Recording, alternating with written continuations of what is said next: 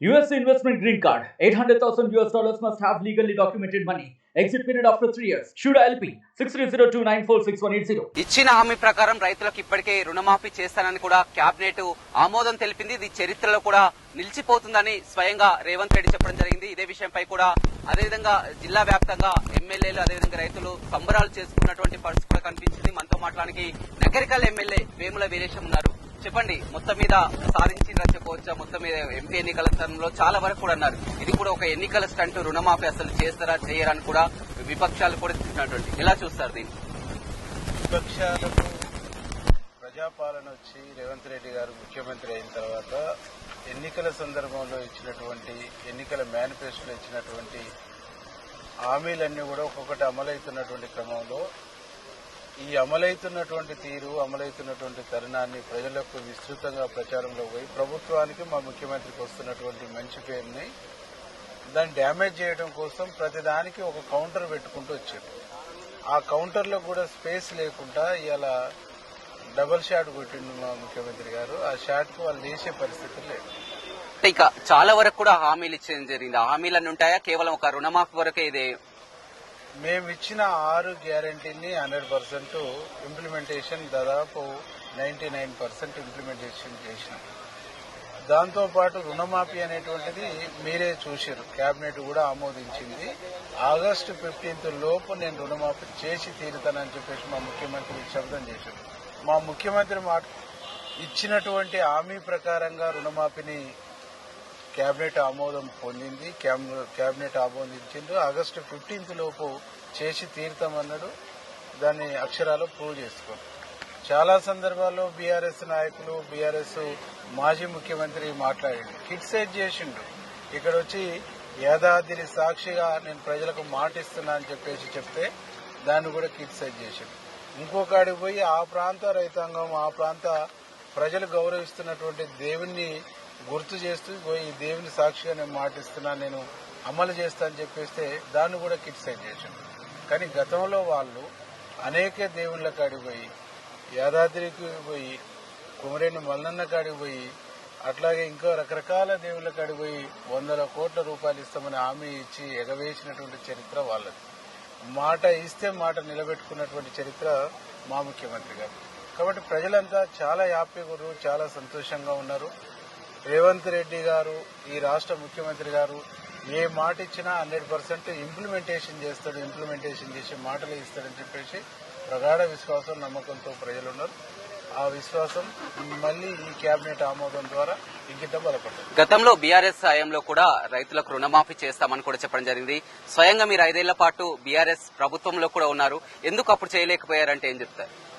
BRS చెప్పుడేమో బారెడంతా, చేసుడు జానెడంతా. ఆ జానెల్లో కూడా అనేక రకాల కుర్రీలు పెట్టినటువంటి ఒక తీరుని మేము చూసినాం.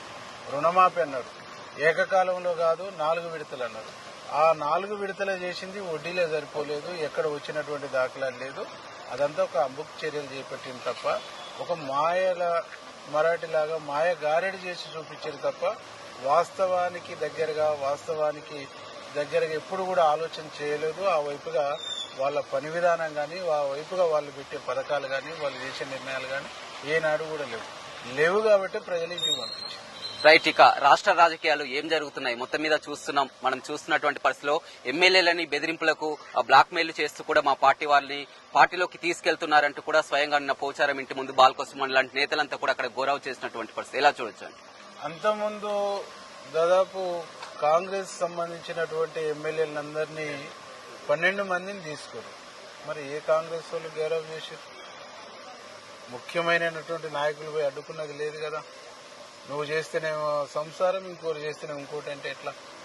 ఈరోజు పార్లమెంట్ ఎన్నికల్లో మీ పార్టీ చితికిల్లబడ్డ తర్వాత, అడుగుసిపోయి సడుగులేవని స్థితిలో మీ పార్టీ అయిన తర్వాత మీ మీద, మీ నాయకత్వం మీద, మీ పార్టీ మీద విశ్వాసం లేక, నమ్మకం లేక, ఆ పక్కనున్న బీజేపీలో పోలేక ఈ కాంగ్రెస్ పార్టీలో చేరితే, కాంగ్రెస్ పార్టీతో కలిసిపోతే, కాంగ్రెస్ ప్రభుత్వంతో కలిసి నడిస్తే ఈ ప్రాంత ప్రజలకు సేవ చేయొచ్చు అనేటువంటి ఒక ఆలోచనతో వాళ్ళే స్వచ్ఛందంగా వస్తారు.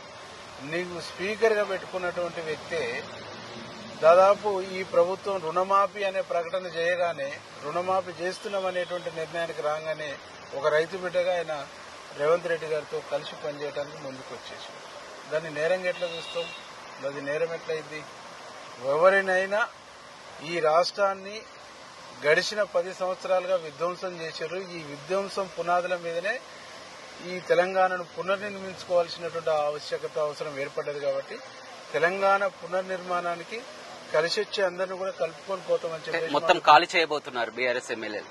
బీఆర్ఎస్ అనేటువంటి కథ ఒడిసింది. అది బీఆర్ఎస్ ఇక లేదు. బీఆర్ఎస్ ని మర్చిపోవాల్సిందే. బీఆర్ఎస్ మా ముఖ్యమంత్రి చాలా స్పష్టంగా చెప్పిండు, బీఆర్ఎస్ చచ్చిపోతూ బీజేపీకి అవయదానం చేసింది, అవయవాలు డొనేట్ చేసి బీఆర్ఎస్ చచ్చిపోయి బీజేపీని బతికిస్తుంది. అందుకే పూర్తిగా ఒక వ్యూహంతో, ఎందుకంటే కేసీఆర్ కు అత్యంత దగ్గరగా ఉండేవారు కడియం శ్రేయర్ కావచ్చు, కేకే కావచ్చు, పోచారం కావచ్చు, ఇలాంటి వారిని పార్టీలో చేర్చుకుంటే మిగతా వాళ్ళు ఆటోమేటిక్ గా వస్తారని భావిస్తున్నారా? ఇలా అట్లాంటి ఆలోచన ఏం లేదు. కాంగ్రెస్ పార్టీకి ఉండే క్రెడిబిలిటీ, కాంగ్రెస్ పార్టీకి ఉండే చరిత్ర, కాంగ్రెస్ పార్టీకి ఉండే క్రేజ్ వేరు. ఈ చరిత్ర, ఈ క్రేజు, ఈ క్రెడిబిలిటీ ఏ నాయకునికైనా ఉపయోగపడుతుంది. కానీ ఆ నాయకుడు వచ్చేసి కాంగ్రెస్ పార్టీకి బలమవుతాడు, ఇంకోటి అవుతాడు అనుకుంటే పొరపాటు. దాదాపు భారతదేశానికి స్వతంత్రం తెచ్చింది కాంగ్రెస్ పార్టీనే. భారతదేశంలో అనేక సంస్కరణలు తీసుకొచ్చింది కాంగ్రెస్ పార్టీనే. భారతదేశంలో ఒక సుపరిపాలన అందించింది కూడా కాంగ్రెస్ పార్టీనే. భారతదేశాన్ని ప్రపంచంలోనే అన్ని రంగాల్లో అభివృద్ధి పదంలో చూపించింది కూడా కాంగ్రెస్ పార్టీనే. ఎక్కువ సార్లు ఈ దేశాన్ని పరిపాలించింది కూడా కాంగ్రెస్ పార్టీనే. కాంగ్రెస్ పార్టీ హయాంలోనే బ్యాంకులు జాతీయం చేయబడ్డాయి. కాంగ్రెస్ పార్టీ హయాంలోనే అనేక రకాల ప్రభుత్వ రంగ సంస్థలు వచ్చినాయి. కాంగ్రెస్ పార్టీ తెలంగాణ రాష్ట్రాన్ని ఇచ్చింది. ఇంత చరిత్ర కలిగినటువంటి పార్టీతో కలిసి నడిస్తేనే ప్రజల్లో మాకు చరిత్ర అనేటువంటిది ఉంటది, ప్రజల్లో మాకు మనుగడ ఉంటది, ప్రజల్లో మేము ఉండగలుగుతాం అనేటువంటి ఒక నమ్మకం, విశ్వాసంతో వస్తారు తప్ప వాళ్ళు తీసుకొస్తే కేసీఆర్ మాజీ ముఖ్యమంత్రి అయ్యిండు, ప్రజలు ఓడగొట్టి ఇంట్లో కూర్చోబెట్టారు. కాబట్టి కేసీఆర్ ని పరిగణలోకి తీసుకొని కేసీఆర్ ని లెక్కలోకి తీసుకునేటువంటి పరిస్థితుల్లో మా ప్రభుత్వం ఆయన గురించి ఆలోచించేటువంటి టైం వేస్ట్ కార్యక్రమాన్ని కూడా మా ముఖ్యమంత్రి, మా ప్రభుత్వం, మా మంత్రులు చేస్తారు. రైట్. ఏం జరుగుతుంది అనుకుంటున్నారు? కేసీఆర్ విషయంలో చూసినైతే 2 విచారణలు, అసలు అటు కాళేశ్వరం ప్రాజెక్టు పై విచారణ కానీ, ఇటు విద్యుత్ కొనుగోలు అంశంపై విచారణ కానీ, విచారణలు కొన జరుగుతున్నాయి. ఏం జరుగుతుంది అనుకుంటున్నారు? ఎక్కడ చట్టం ముందు ఎవరు తప్పు చేసినా దోషులుగా నిలబడవచ్చింది. అది కేసీఆర్ చేసినా, ఇంకోరు చేసినా, అధికారులు చేసినా, కాళేశ్వరం ప్రాజెక్టుకు పెట్టిన సొమ్ము అంతా తెలంగాణ ప్రాంత ప్రజల సొమ్ము. తెలంగాణ ప్రభుత్వం పెట్టినటువంటి ప్రతి రూపాయి కూడా ఈ రాష్ట్ర ప్రజల యొక్క చెమట చుక్కలతో వచ్చినటువంటి సొమ్ము. ఆ సొమ్మును ఆడ దారబోసేసి ఈ రాష్ట్రానికి అప్పులను సంబంధించినటువంటి అప్పజెప్పిపోయినా అదేమన్నా ఉపయోగపడుతుందంటే ఎక్కడికక్కడ కుంగిపోతున్నటువంటి ఒక తీరు ఇస్తున్నాం. ఆ కుంగిపోతున్నటువంటి దాని మీద, డ్యామేజ్ మీద కూడా ఈ రాష్ట్ర ప్రభుత్వము, మా ముఖ్యమంత్రి, మా మంత్రులు నివేదిక ఇచ్చినటువంటి దాఖలాలు లేవు. Central dam safety authorization committee వాళ్ళే దాంట్లో ఉన్నటువంటి అనేక లోపాలని ఎత్తి చూపించారు. అనేక లోపాలను ఎత్తి చూపించడంతో పాటు మళ్లీ మేము తదుపరి నిర్ణయం చేసేంత వరకు దాన్ని స్టోరేజ్ చేయొద్దు అని చెప్పేసి కూడా వాళ్ళు చేశారు. దానికోసం కూడా గగ్గోలు పెట్టేసి కాపర్ డ్యామ్ కట్టి చేయొచ్చు, ఇట్లా చేయొచ్చు, అట్లా చేయొచ్చు అని చెప్పేసి అనేక పుంకానుగా రాతలు, మాటలు మాట్లాడారు. అదే అక్టోబర్లో 20వ తారీఖు నాడు కుంగిపోయింది. డిసెంబర్ దాకా నువ్వే ఉన్నావు కదా, ఎన్నికల కోడ్ వచ్చినాక కూడా ఆపద్ధర్మ ముఖ్యమంత్రిగా నువ్వే ఉన్నావుగా. ఎందుకు దోడలేదు నీళ్లు, ఎందుకు ఖాళీ చేసినావు అంటే మాట్లాడే ముందు దాని బిఫోర్ నువ్వు ఏం చర్యలు చేసినావు, నువ్వు ఏం జరిగింది అనేటువంటి చరిత్రను వదిలేసేసి పుట్టిగా గాలికి మాట్లాడే మాటలు కేసీఆర్ మాట్లాడిండ్రు, కేసీఆర్తో పాటు ఉన్నటువంటి వాళ్ళు మాట్లాడారు. ఈ రోజు కాళేశ్వరంలోనైనా, విద్యుత్ కొనుగోళ్ల విషయంలోనైనా, యాదాద్రి పవర్ ప్లాంట్ విషయంలోనైనా ఎవరు తప్పు చేస్తే వాళ్ళు చట్టం ముందు దోషులుగా నిలబడక తప్పదు. రైట్. చివరగా ఇక త్వరలో క్యాబినెట్ ఎక్స్పాన్షన్ అంటున్నారు, జిల్లా నుంచి ఏమైనా ఎక్స్పెక్ట్ చేయొచ్చు అంటే దానికి సంబంధించినటువంటి ఎక్స్పెక్టేషన్ కాదు, ఆలోచన కూడా మాకు లేదు. మా జిల్లాలో చాలా మంది సీనియర్ నాయకులు ఉంటారు, రాజగోపాల్ రెడ్డి అన్న లాంటి వాళ్ళు ఉంటారు, బాలు నాయక్ లాంటి వాళ్ళు ఉంటారు. వాళ్ళు ఎక్స్పెక్ట్ చేసే దాంట్లో అర్థం ఉండదు.